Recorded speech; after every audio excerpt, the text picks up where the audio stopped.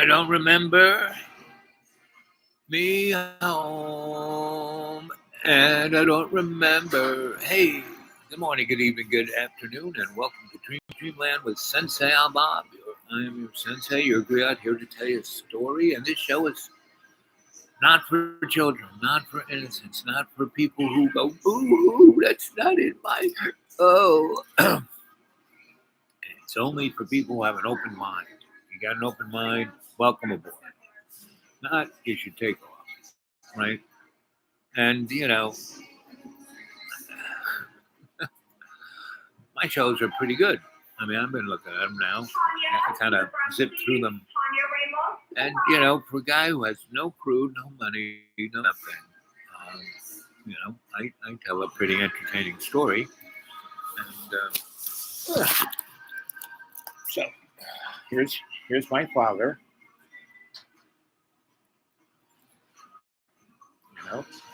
That's Dad. I knew that from the beginning. So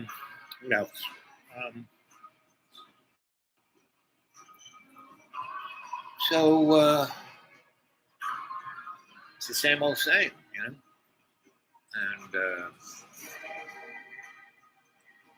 here we are at 1 minute, 38 seconds. And I have to thank, I had one person who sent me $10 about 3 weeks ago on my PayPal. It still works, it's still there. You can send me money.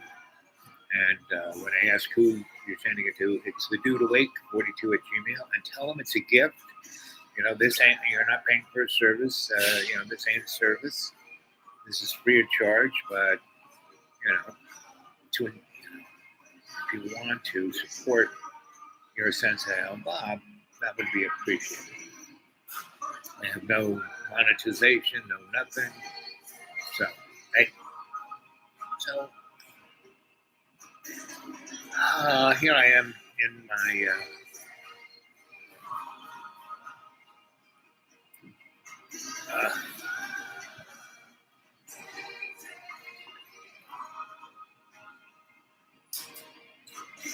solely on your gigantic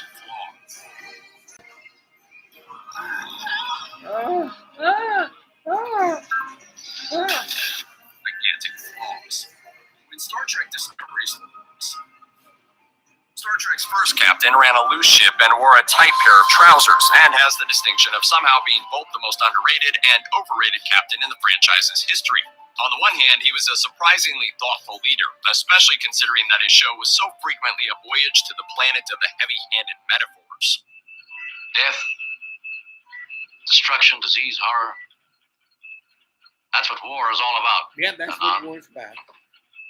He considered his options and generally came off as hesitant to resort to violence, embodying the spirit of Star Trek's utopian future. On the other hand, as some of the show's more observant viewers have noted, he's also kind of a filthy degenerate. He had a penchant for jumping into every situation involving anything lady-shaped, then warping off and never coming back. Kirk's propensity for leaving in a hurry became such a trope that it wound up being the central and secondary plot points of Star Trek II: The Wrath of Khan. It takes a special kind of not-so-great to have an entire movie in which you're the hero based solely on your gigantic flaws. When Star Trek Discovery started brushing up against the timeline of the original series, it was time for an all-new, all-different Christopher Pike, brightly clad and having a good time. It was sort of the shot in the arm that a frequently dour, grit-covered Christopher Nolan-influenced Star Trek needed. He was thoughtful and capable, but vulnerable and easy to relate to, and brought a blue-collar panache to his duties that took him closer to being an audience surrogate than we've seen from a captain in a while. In the end, his story was one of self-sacrifice for the greater good, saving the lives of young cadets and being exposed to Delta radiation in the process. What's more, thanks to a premonition given to him by a time crystal, he knew that it would happen if he kept living the way he had been, and the guy just kept on going. That, by any measure, is a real champ. The USS Discovery has had a small army of captains, but none of them has stood out in quite the same way as Philippe Georgiou. Played by the celebrated yet criminally underrated Michelle Yeoh, Georgiou has a lot going for her. She's witty, clever, and optimistic to a fault, even when it means getting Vulcan pinched by her favorite kid in class. She's also a total badass. Here we go with more spoilers. When she died in the line of duty, she went down Butch and Sundance style with Michael, the aforementioned neck pincher, fighting jacked up Klingons on an ill-advised mission to snatch their leader. On a scale of 1 to 10, Georgiou goes all the way to a hard 11. Plus, who else has a mirror universe doppelganger that gets sucked into our plane of existence and winds up being offered a job? The old tropes are dead. Nobody's arguing over whether Kirk was better than Picard anymore. Picard was better. Don't let the turbo-lift door hit you on the way out. Jean-Luc had it all. He stuck to his principles, he ran a tight ship, he knew how many lights there were, and he wasn't afraid to say it. He kept a whole on-again, off-again thing going with the ship's doctor for years without making things weird, severely stunting a whole generation of nerds' expectations for what workplace relationships should look like. More than that, though, he was a great character to put in charge of a starship, and not just because kids love him. He respected other cultures, even when it wasn't easy. He took the crew's feelings and expertise into consideration. He was best friends with Whoopi Goldberg. He even starred in the Star Trek equivalent of Die Hard and single-handedly rescued a ship from space terrorists. And in case it slipped your mind, Patrick Stewart is the only actor who's walked away from being a Star Trek captain to have a successful movie career doing other things. The next most successful performer on the list had to shill for cheap airline tickets as his post-Starfleet career. You want to know who the real heroes are? They're the ones who show up to work every day, even when it isn't an adventure. They're the ones who do what needs to be done because they're the ones who can.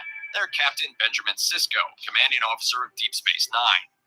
So where do you think Starfleet will be sending us next? I don't know, but if I have anything to say about the matter, we'll be going right back to the front lines. Sisko kept a multi-species post-war space station threatened by organized crime and galactic warfare running on duct tape and wishes for the better part of a decade. He stayed humble and did his job while being literally worshipped by a religion that included one of his subordinates as an emissary of their gods. He was commanding officer of DS9 for 7 years with multiple holosuites aboard, and even though this was a Star Trek show, he had a relatively small number of incidents where said holosuite tried to take over or kill the organics. And he did it all as a single dad. Most remarkably, in Star Trek's regularly technicolor morality, Ben Sisko dealt in shades of gray. He made hard choices, he got things wrong, he learned and adapted. He wasn't the perfect human, but he was trying to get better, and that's what Star Trek is all about. Check out one of our newest videos right here, plus even more grunt. It's me, baby. Hey, man.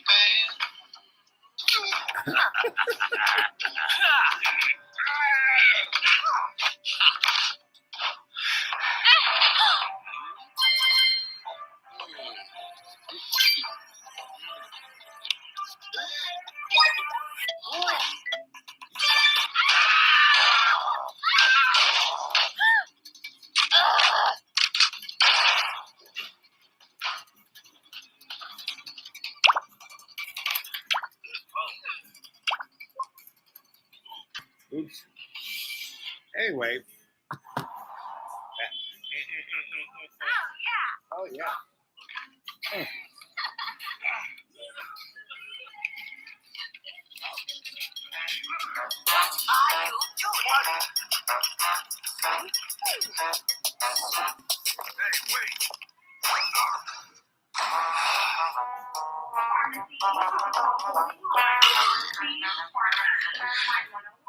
Houston, we have malpractice. After a mistake so out of this world, the hospital had to invent a pseudonym for Neil Armstrong when he died. Neil Armstrong, the first person to step foot on the moon, died in 2012 at the age of 82 and had his cremated remains buried at sea shortly after. A report published in the New York Times in July of 2019 found that Neil Armstrong's family received a secret settlement for a wrongful death and survivor claim from the Mercy Health Fairfield Hospital in 2014. 2 years after he died after undergoing an emergency bypass surgery. The evidence outlined in the report suggests that a medical error may have caused Armstrong's death following his surgery. Unfortunately, studies have shown that medical errors may account for up to 251,000 deaths per year in the United States. So it's not... Anyway. So is any of that entertaining? What do you want me to do jumping jacks? You know? So, it was so boring, it's only been 9 minutes. Let's show them what's all about. You know what I mean? Something.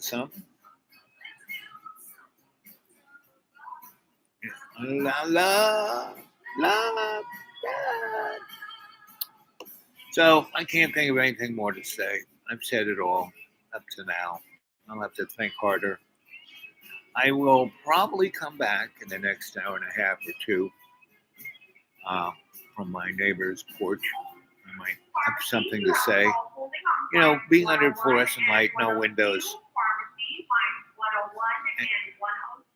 and constantly interrupted like that, and then having the elevator music there. But that's what life's about, babies. You know, that's what it is. That's where you're going. That's what it's going to be. Never ending. This is going to be never ending. You're going to be stuck in a box with elevator music going on, and you won't be able to do anything about it unless you step up. You got to step up. You got to have love in your heart, you know, unconditional forgiveness in your head, and do your best. And I don't know if you can do that because I'm looking around. I really don't see anybody doing it. I do my best, in everything I do. But still, 40% of the time, I'm a moron, But, I at least got the spoilers a heads up. Last time I died, I was told, go back, do your best, until, and right now, I'm in, again, I keep repeating this trope, my endocrinologist, you're the healthiest dead guy I know, meaning I got a lot of things wrong with me. At any point, and I try to take the medicines say, oh, this will extend your life, but the side effects are like worse than dying. So, and I'm out in the middle of nowhere. Something happens, and no one's finding me until next spring when I've already been eaten by the bad bunnies. And people keep bumping into me who, they realize, whoa, this guy could really, there's some people I bumped into 2 weeks ago, right?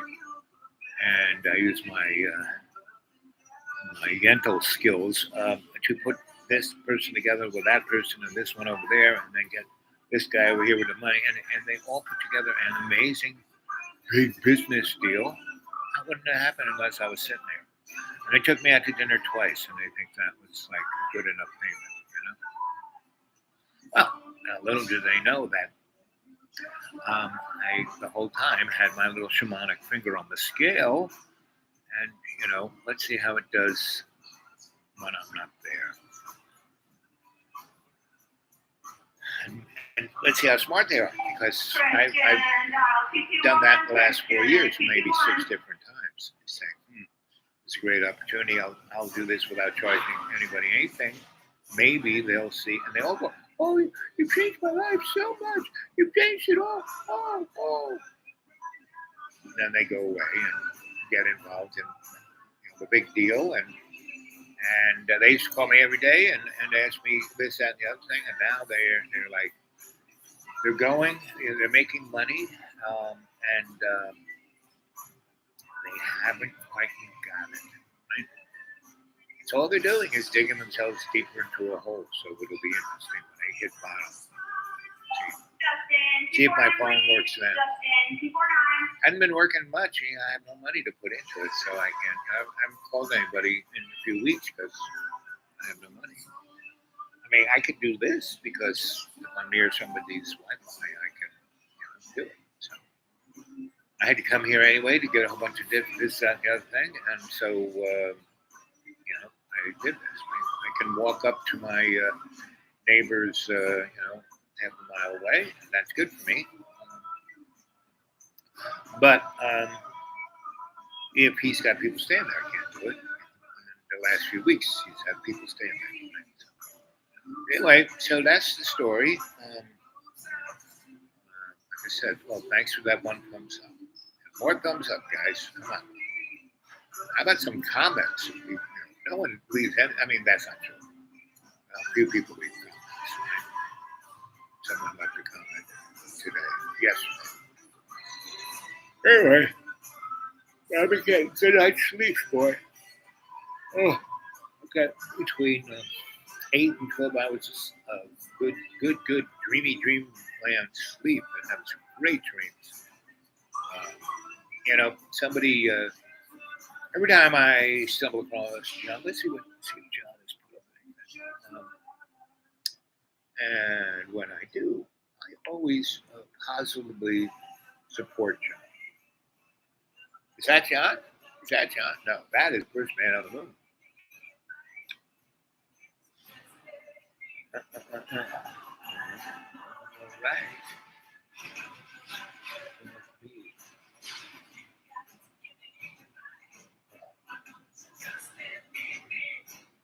Well, he hasn't put up anything in a few days.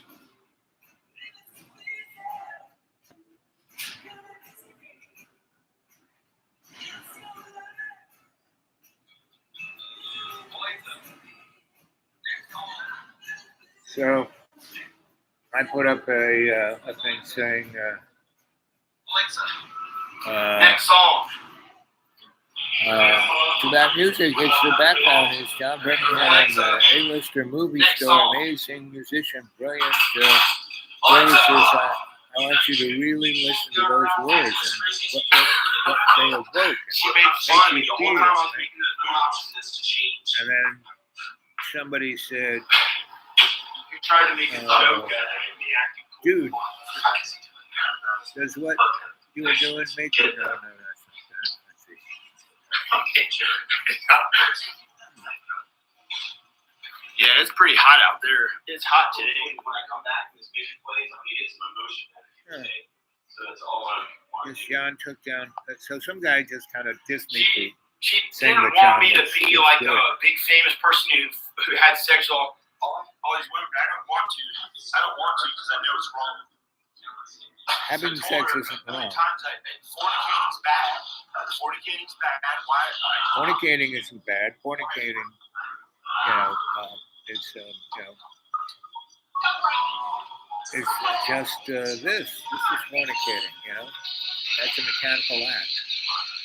It's when you do it in a way that causes friction, not this kind of friction, but emotional negativity. And this is what John goes when he doesn't know what to do. This is what our boy does.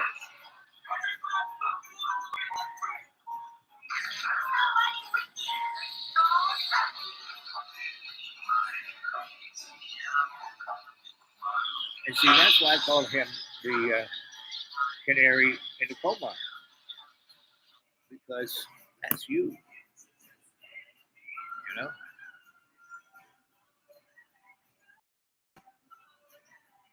What are you doing? Don't let me be. All right.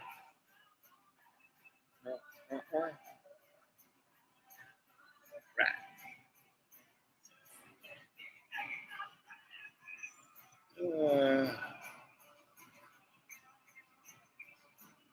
It's really interesting. Jimmy Dore, he's a pretty good reporter. He unearthed the fact that the judge, and he's not even a judge. He is what do you call those guys? They're not judges really. They're there like at the late night. Starts on the M, and they're kind of like a judge. But anyway, the other one, he's the guy who signed the order to go into Mar-a-Lago on Donald Trump. He was a number one legal person for Jeffy Lolita boy, right? And so you just have to scratch on this stuff. Just go to any congressman and senator, and there is ick. If you just scratch a little bit up, it's like ooh, and then put up your ooh, it smells. Now I haven't taken a shower in 2 years. I haven't taken a bath in 4 years. And I don't smell. I was ooh, what's that smell? Because back in the day when we were hog and grog, we didn't have showers. Maybe when it rains and it's warm, I just take a bar of soap and rub it on me. I mean, that's the life I live. I have no hot water. I mean, if I make a fire and put a pot on and boil up water, yeah, I got hot water. But I kind of have a shower. I have a big 200-foot long hose from my water source. Comes down a big hill, so it has pretty good pressure. And when it's really, really sunny, man, I turn on that hose. That water is toasty. And, and I have a spray, so I don't put that whole 200 feet of hot water on me. I use about, half an inch, and I soap up and then hit another half inch. And then I will put, maybe 3 or 4 feet of hot water hitting me going, oh yeah, and then I turn it off. And that's about my hot water. And if everyone did that, meaning I had a friend of mine, and the Philosophical Society, Madame Blavatsky's clubhouse in upstate New York called Pumpkin Hollow. I had a friend who was one of the arcanes there, and he brought me up. And that place had been wired like in the 1920s.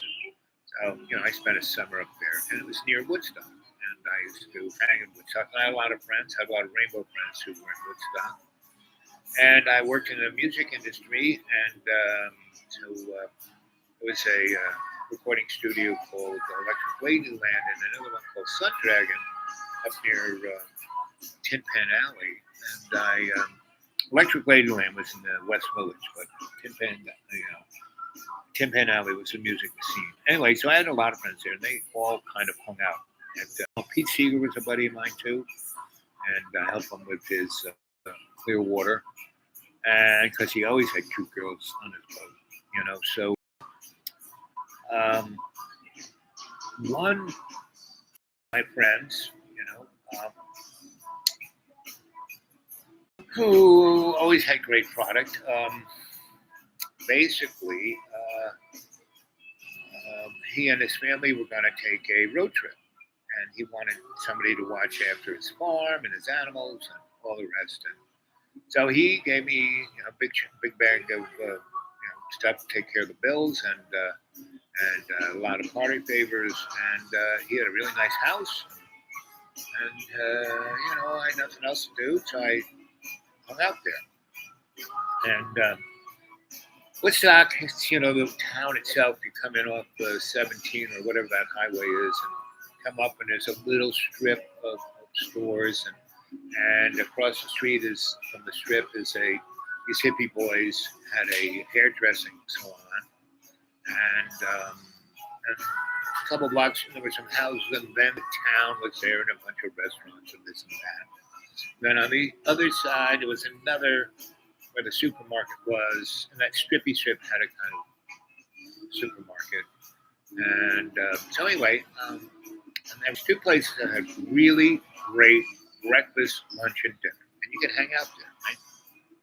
And they had computers you could go on. They didn't have laptops in those days, but the internet was kind of there.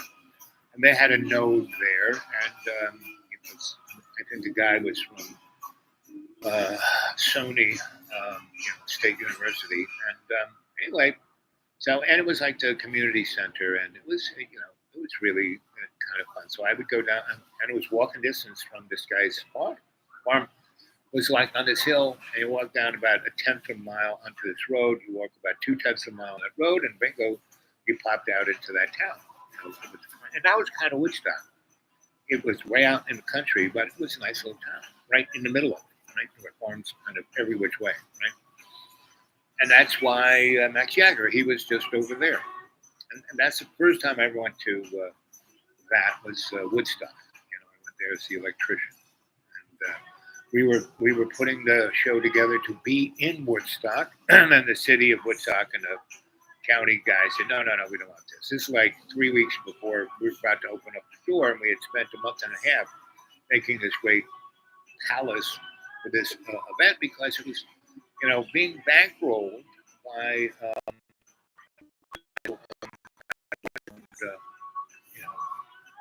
the Fillmore East to West, Billy Graham, the nice Jewish Billy Graham, and my boss was Bob Goddard of Pig Lice and Joshua Light Show. I was those two guys, electrician, right? So I was putting the electric, the real power of the show together, and then we had to move everything over into this farm place that was a big hill and real wet and ponds, and it was sticky, and there was no real county power. We had to get a big generator, and I worked for about 2 weeks and kind of got it together, but it was a nightmare. And my boss sent me back to New York to our shop, with a big truck to get more stuff. And I got there, I loaded it up, and I went to sleep. I was going to get up early in the morning, and I got woken up by the phone, and it was my boss. He said, "Have you left yet?" I said, "No, it's just about to." He goes, "Well, forget about it. Don't do it. They just closed down New York State Thruway. No one's getting here. Sorry." And actually, I was happy because every one of the crew got electrocuted, got typhoid. The people who were working that show were not happy clams, right? And when I heard Joni Mitchell's song about, I was on my way to Woodstock, blah, blah, blah, met a man on the road, blah. Well, that was me. And that was her. We both were supposed to be there and couldn't get there. So anyway, but her song Woodstock became the anthem of that event, and she wasn't even there. So anyway, a few years, so that got me into hanging out at Woodstock, right, in the 69 to about 80-ish, maybe later, maybe 91. And so, but I wasn't like always there or even there a lot. I was there once in a while, had some friends, had some fun things to do. I had some projects to work on. There were two recording studios that I always kind of went up and tinkered around to get rid of their buzz. I was the king of getting rid of the buzz. I was a buzz kill. So anyway, so I was up there for this whole, from spring all the way to the next spring. And I met this guy early on. And it's before, stemmed flowers or florists came from South America on airplanes. They came from nurseries. And this guy, his parents had a nursery just outside of Woodstock. I mean, he was in Woodstock, but not in the city center, like my friend's farm, but it was on the other side. It was like up behind where that first little stripping mall was, right on the other side. I think it was 17, but it was a major road. And so, they had a really nice house that had a nice big front florist kind of thing. But they had acres and acres of blasting greenhouses to grow these things, and it had a big steam facility to keep everything warm. And his father was quite the inventor, and instead of burning gas or electric or coal, he was using solar power. And he was using it, he had a solar furnace. He had a parabolic reflector, another one, and then right into where the boiler was. And so that sun was getting that water hotter than hot, and he had underneath it a salt kind of medium that stored the heat for he'd get steam up to like 1200 degrees and then pump it through this salty medium, and he could turn that stuff, if it was a cloudy day for a week, that thing would stay, it would go below 800 degrees. He could make steam. And so this guy, his parents died in a car crash, and they did pretty well, and they had invested well.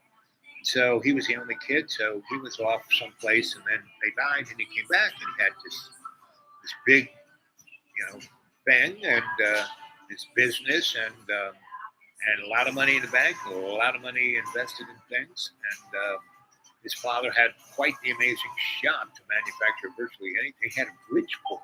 I mean, he could cut. Things. It was pretty amazing. Anyway, so he didn't have to work. He didn't even have to keep the floor storing. He kept the floor. I mean, the growing of the flowers had become, because by this time everybody was getting their flowers flown in from South America. So, they were doing other things, growing other things in their greenhouse, food, and Beyond, it was, I think his father had a company called Beyond Organic.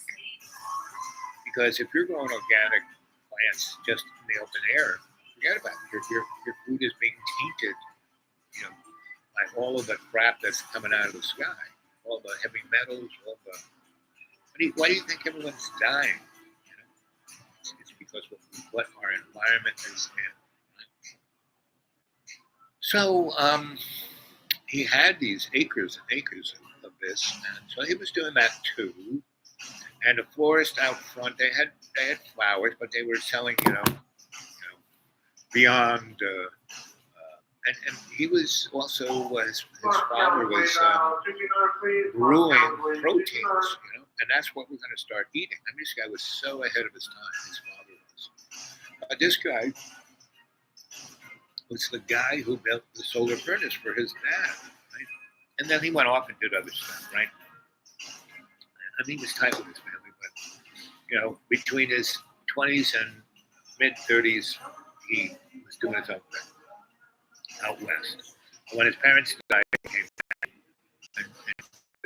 and so he branched out, and we did other kind of. So we were playing around with solar power, and I forgot which solar company. So one oil company was one of the main producers before the Chinese got into it, solar panels, right?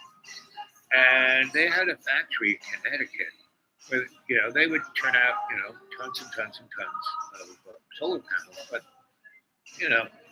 not all of them worked, right? And so they had, like a junkyard of solar panels. And you go there and pick out whatever you wanted, and, it was like 10 cents on the ton. And I knew a lot about solar panels, so I would, go there with my little tester, and I could pick out which array we could fix and what's useless. And so we did that. And so we covered one side of those greenhouses roofs with these panels. And we just basically I started them together so the current would flow, and then we kind of just glued them on the bottom, the top part, but the sun could still get in on that one side, and so we still were growing food. We got there was a junkyard that had tanker trucks, and they had a lot of food grade, like milk, tankers, like 20,000 gallon milk trucks that got in a car crash, and put a big hole in the tank or bent it or made it so it could be used and it'd be in this junkyard. So we went and bought a few of those, cut them in half, turned around, made them pools, had fish, we had carp, we had bass, we had trout, and then we would smoke them. And he started making a fortune, I don't know about a fortune, but a lot of money to restaurants in New York with the vegetable. I mean, he was a good businessman. So he, instead of just like selling the stuff on the side of the road, he went out and marketed it to restaurants in New York and Philly and Boston, and they were doing pretty good. So that whole year, we were playing around. We made gas that we would heat water with, because the solar furnace was cool, but it took a lot of effort to constantly keep it at its optimum, because if it just was a little this way or that way, it either would burn the place down or not do it at all. So what we did do is we took water and we took the photocell current and we made hydrogen and oxygen. And then, hydrogen is almost like, natural gas, it's has a few more zines in it than natural gas. And so it burns cleaner. And so we were running all these automobiles and trucks and everything on hydrogen. You know, we put, you know, compressed gas tanks and a moderator, so the pressure would be perfect to go in the carburetor, and we'd have another little tank with oxygen. So we'd have this, and we recreated my little hydrogen oxygen generator, and yeah, we had a little fleet of cars, and you know, so we were doing pretty good, becoming pretty well known. You know, we had some people from NPR, but I don't know if it was NPR then, but we were interviewed on the radio and TV, and then all of a sudden somebody showed up and offered everyone there a check to pay. He gave, I don't know how many millions this guy got for. I mean, the property, if he tried to sell it on the real estate market, maybe he would have gotten 80 grand or 90 grand.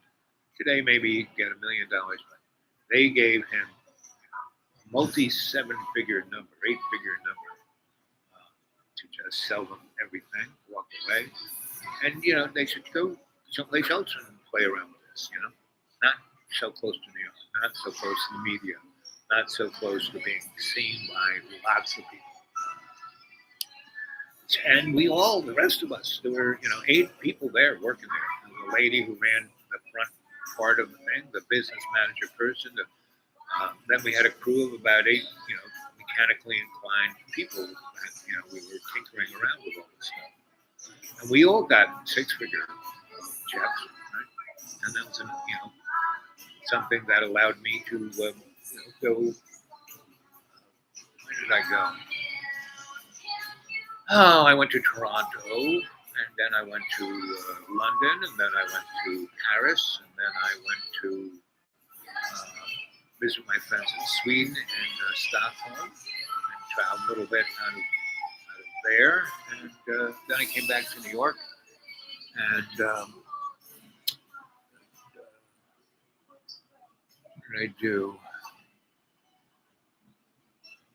I guess I did the Homestead thing, and I did the collab thing, and I did what else? A few other things.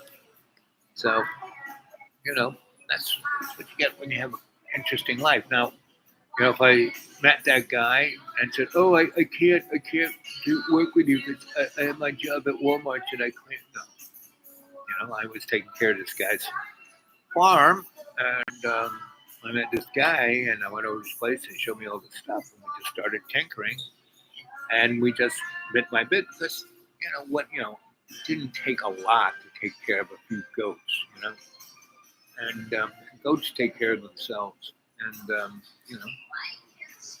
so I hung out with him. I had a little place to crash at his parents' house there, in those bedrooms, but, I just, literally walked across the road, walked a mile this way and 2 miles that way, and I could ride my bike there. I had a car, and I had one of his vehicles, his hydrogen vehicles. And this was, just a scant time after,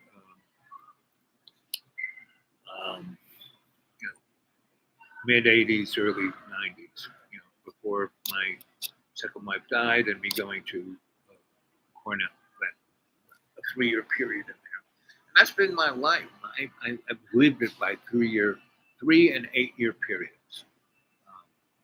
That's how long I do something. And it used to be 3 months and 8 months. I just kind of extended a little bit until, after my second wife died, I kind of became the itinerant scholar, and I did that for a good 20 years. And but then I got into the corporate world, and then I died in 2014.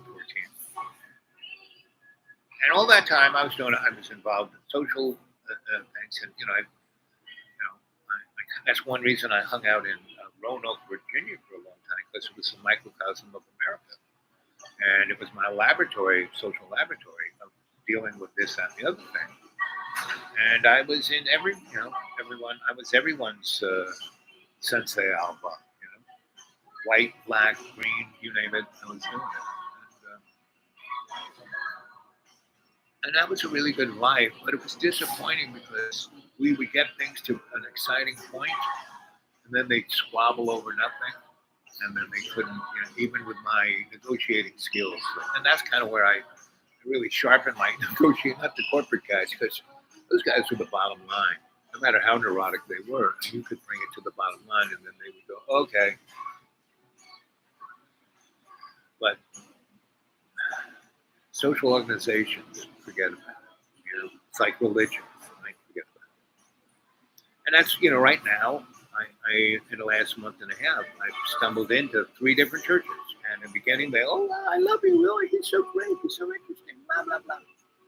And then when I sit there quietly and they're reading the Bible and they're going like this, and I ask a singular question, like this guy was going on about how we owe Jesus because Jesus did this big favor of dying on the cross, blah, blah, blah. And he basically said we have to pay for it, right? I said, oh, so God's unconditional love is a transactional, and he knew what that word meant. To get into heaven, you have to buy your way in, right? It's just like the Catholic Church with penance and because rich guys could do all kinds of terrible things and then pay the Vatican money, and they would give them forgivenesses, right? So, and nothing has changed. That's what I'm saying. This what we're experiencing is no different than what was going on. And look what George W. did. He destroyed the Middle East. Right? We were all going on about how Putin is such a terrible guy for invading Ukraine. Man, we invaded. We destroyed hundreds of millions of people.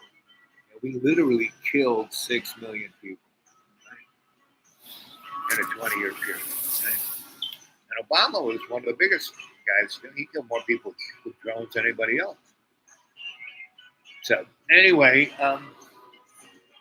when people think they know and when they believe in this or that, it's like, please, unless you got God's love in your heart, unless you do things because it makes you happy, not because you're going to make money, not because it's going to make you look, not because it's going to make you A-lister, not because it's going to get you laid, not even the above. Because most people, you talk to most people, I was a shrink, right? So people tell me about their sex life all the time. And nobody was getting off. They were just going through the motions, And they were doing it, the chick was doing it so she could have a car and 3 squares and a nice house. The guy was doing it because he could pay for that rack and own that rack and show the rack off.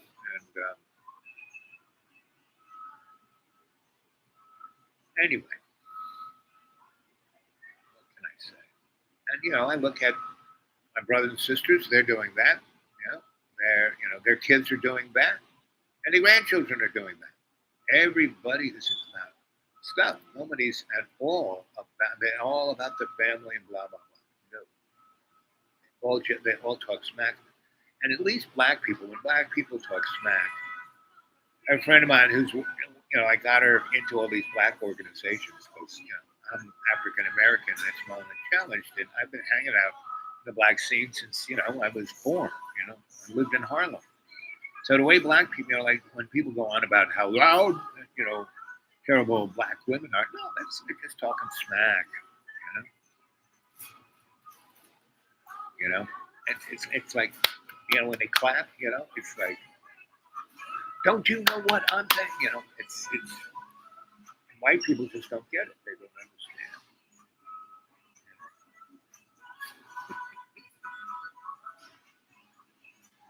So anyway, it was good talking to you. It's been, when it gets to 44, I'm out of here. So I probably will talk to you in about 2 hours, give or take. I have other things to go up and do. Okay, so I love you. Remember, PayPal to your Sensei Bob, the dudeawake42@gmail, dudeawake42@gmail. Get a hold of me. No one's, really the only way I can talk to anyone these days is on email. The dudeawake42@gmail, because that goes there whenever I'm on the internet. I go look at it. And really, all I get is some stuff from a couple of guys who want to show me something that's, proving something or other, right? And then there are, I have these Bible, since I hooked up with these churchy people, they've stuck with these Bible quote things on my internet, which are great. I really love it. There's, here, let's read one right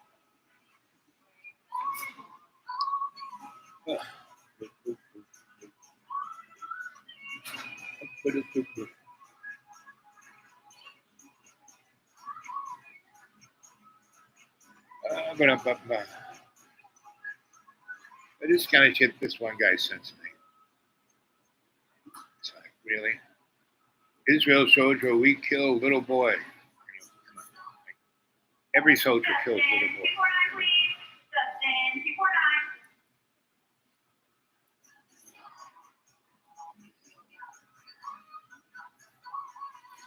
Come unto Christ, Acts 17:28. Who am I? I mean, it's always just right for me. Here we go. Acts 17:28. For in him we live and move and have our being, as certain also of your own poets have said, for we are also his offspring. Remember that every soul on this earth is also a child of God, meaning, translated, every spirit is the burning bushes work in progress. We must treat each other with love, kindness, befitting a reflection of God. Right? I mean, that's great. How could I not like that? That's me. That's right up my alley. But these churches aren't doing that. So they, said, do you have an email? I said, yeah. So they send me this stuff, a couple other ones, and they're just as good. And yet they don't. I said, so did you read that great one? I said, oh no, I didn't. I'm not really not. I'm too into TikTok to. But they send it to me,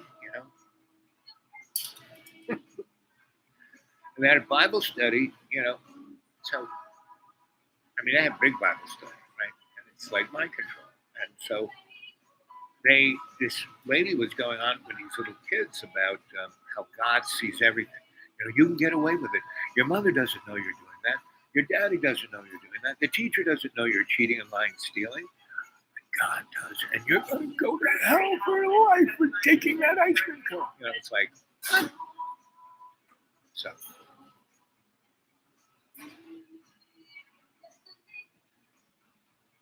You know what I mean? Okay, so I'm out here. So when it gets to 48 now, hey, that was fun. We zipped 4 minutes. Before, when I started out, just getting 8 minutes was like a year and a half. Right? I remember, more thumbs up, some comments down there. Put something on the old PayPal. Wake42 at Gmail. That's the only place you're really gonna get a hold of me, because I have no money to put into my phone and my anything. Okay, so stay in touch now. I love you. Okay, we're about out of here, and I probably will see you in another hour or two.